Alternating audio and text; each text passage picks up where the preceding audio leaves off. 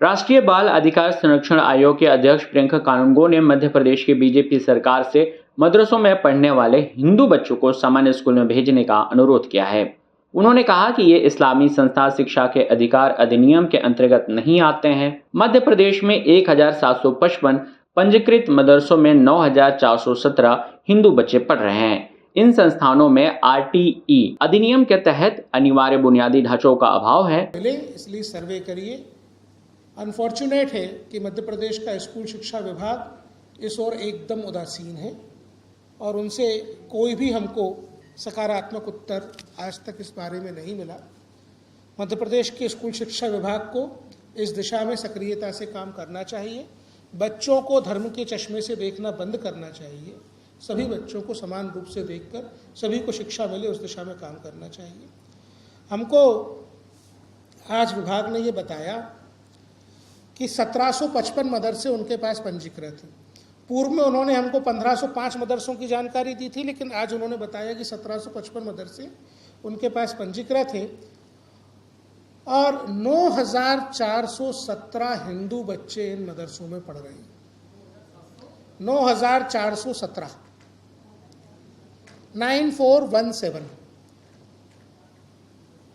मध्य प्रदेश मदरसा board की स्थापना का जो अधिनियम है वो मदरसा को परिभाषित करते वक्त ये साफ साफ बताता है कि मदरसा वो संस्थान होंगे जहां इस्लामिक धार्मिक शिक्षा दी जानी चाहिए। शिक्षा का अधिकार कानून, ये थोड़ी सी बारीक और कानूनी बात है। शिक्षा का अधिकार कानून की धारा 1 मदरसा को शिक्षा का कानून के अधिकार के दायरे से बाहर, शिक्षा का अधिकार कानून के दायरे के बाहर करती है। हमारे पास जो जानकारियां हैं उनके अनुसार इन 1500 से ज़्यादा मदरसों में जो शिक्षक हैं वो B.Ed D.Ed क्वालिफाइड नहीं है। वो टीचर एलिजिबिलिटी टेस्ट क्वालिफाइड नहीं है। इन मदरसों में infrastructure right to education act के मैंडेट के अकॉर्डिंग नहीं है।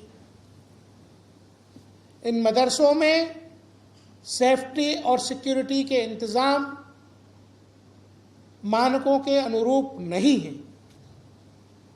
ऐसे में एक बड़ी संख्या में बच्चों को वहां रखना एक अपराध और हिंदू बच्चों को मदरसों में भेजना तो ऐसा अक्षम्य काम है। इसको तत्काल सुधार करने के लिए मैं मध्य प्रदेश सरकार से आग्रह करता हूं कि तत्काल हिंदू बच्चों को मदरसों से बाहर निकालने की कार्रवाई करें। ये अवश्यंभावी है।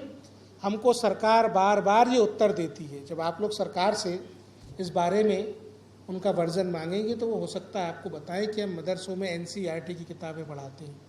ये झूठ है। बता दें, राष्ट्रीय बाल अधिकार संरक्षण आयोग के अध्यक्ष प्रियंका कानूनगो के आरोपों पर स्कूल शिक्षा मंत्री उदय प्रताप सिंह ने कहा कि ऐसा कुछ नहीं है। आचार संहिता लगी हुई थी, इसलिए ज्यादा काम नहीं हो पा रहा था। चूंकि हम तेजी से काम कर रहे हैं और बच्चों की शिक्षा से कोई समझौता नहीं किया जाएगा। लगातार हम लोग उसको मॉनिटर कर रहे हैं। किसी भी किस्म की कोई विसंगति पाई जाएगी, कार्रवाई होगी। माननीय मुख्यमंत्री जी के स्पष्ट निर्देश हैं कि बच्चों के जीवन के साथ किसी किस्म का कोई खिलवाड़ नहीं किया जाएगा और उसकी हम शैक्षणिक व्यवस्था, बच्चों की संख्या, वहाँ का परिवेश, किस तरह की परिस्थितियों में बच्चे पढ़ रहे हैं, सबको हम मॉनिटर कर रहे हैं। तो सरकार सजग है और सतर्कता के साथ काम करेगी। मध्य प्रदेश की तमाम खबरों के लिए जुड़े रहिए इन खबर मध्य प्रदेश के साथ। धन्यवाद।